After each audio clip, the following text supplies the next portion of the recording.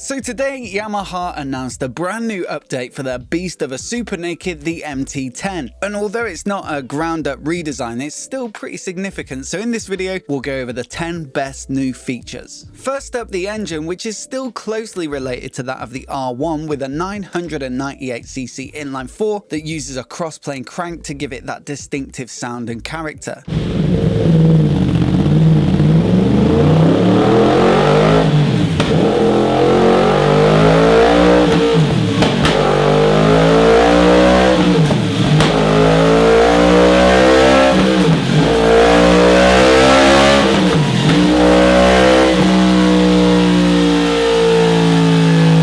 For the 2022 model year, Yamaha say they've used lightweight aluminium forged pistons, offset conrods, and direct plated cylinders in order to ensure maximum efficiency. Peak power is up by 6 horsepower to 164, still produced at the same 11,500 RPM. But a naked like this ought to have a more torquey focus than a sports bike, and so specific to this model are steel conrods as opposed to the titanium on the R1, which they say increase inertia at the crankshaft to give more of that torquey feel.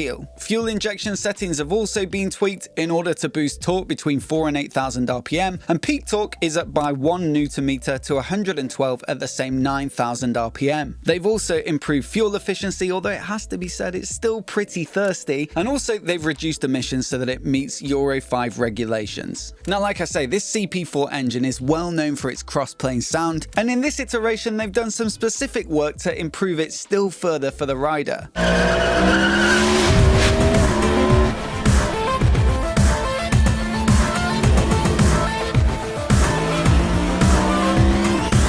So first up, there's a new airbox with 3 intake ducts of different sizes, which apparently resonate together harmoniously to generate a sound between 4 and 8,000 revs that Yamaha, in their own words in the press release, describe as a sensual roar.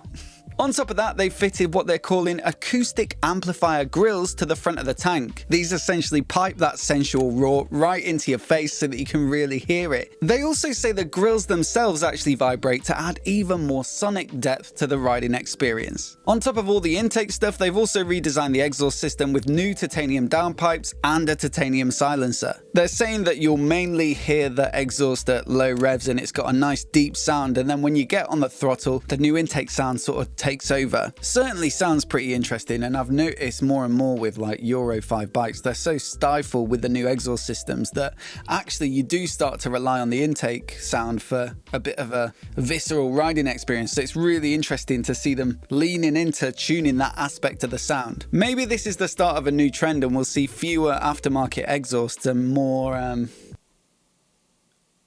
acoustic amplifier grills.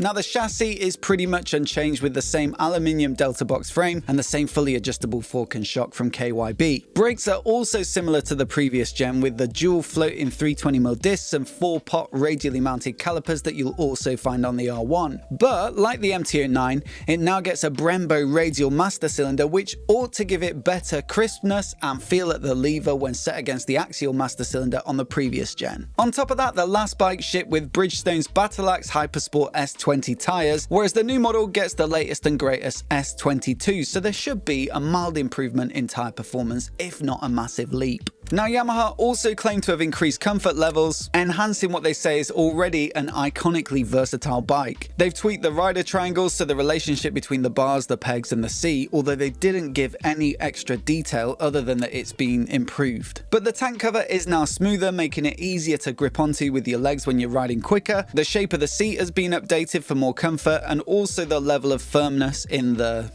padding has been tweaked to the same effect. An up and down quick shifter was available as an accessory on the previous gen, but now it's standard fit, so you get clutchless up and down shifts for free, and it definitely seems like the right move on a big naked like this. We're seeing more and more of them as standard fit across all manufacturers now. Now, the dash gets a significant update for this year with the same 4.2-inch full color TFT display that you'll find on the R1. The LCD display of the previous gen was starting to look dated, and I do like the look of this one. Nothing too fancy about it, just nice and readable. No word of any media playback or navigation prompts via phone connectivity though. Not necessarily a deal breaker for some people, especially on a bike like this where the ride is meant to be providing the entertainment, but still it is becoming more and more common on even cheaper bikes than this, so perhaps a surprise not to have it included here. But the main thing with that new screen is the extra space and flexibility required to manage all of the rider aids and settings with ease. And there are a lot, because you've now got their ride-by-wire throttle system combined with a new 6-axis inertial measurement unit to feed in lean angle data. Now there are 4 riding modes of A to D, so A is the most sporty feeling, B is middle of the road, C is for urban settings, and then D is for rain. Each of the modes affects lean sensitive traction control, cornering ABS, slide control, front wheel lift control, and engine braking management, or you can dial each setting in manually if you want to set it up to your exact tastes. So that's a big bump for the electronics and definitely brings it up to spec with what you'd expect at this price point in this category in 2021. Cruise control still comes as standard, but you also now get a speed limiting mode, so much the same as many of us will have used on cars, and I guess for a lively bike like this on unfamiliar roads it could be handy. Now Yamaha have really been going for it with their super modern styling on the MT lineup. The recent redesigns of the MT-07 and MT-09 both seem to split opinion, and the MT-10 is no exception. So they've stripped back as much of the bodywork as possible and also given it a new distinctive face with the new LED headlights and the LED position lights. They also say they've shrunk down their tail light a little bit to minimize overhang. For 2022 you've got this Cyan Storm paint job with the cyan wheels, which it has to be said looks pretty snazzy, or the obligatory Icon Blue and Tech Black options. As always, you know, looks are subjective, so let me know what you think of it down in the comments below. You know, it's another very modern looking bike, but I think I'm becoming